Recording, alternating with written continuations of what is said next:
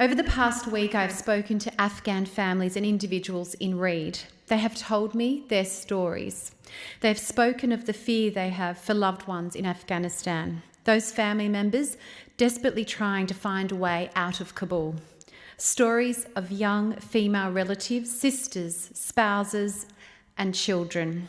We know that there will be harder days ahead, harder scenes to witness. Sadly, we are at the start of a great humanitarian crisis, and Australia cannot shirk its responsibilities in this regard.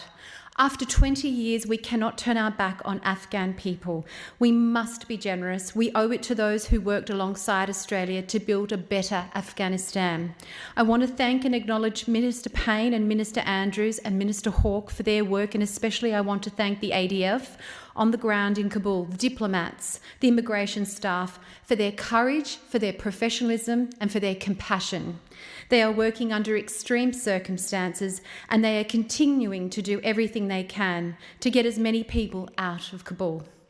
I also want to acknowledge the service and sacrifice of our ADF personnel. We will never forget the 41 Australians who lost their lives in service to our country.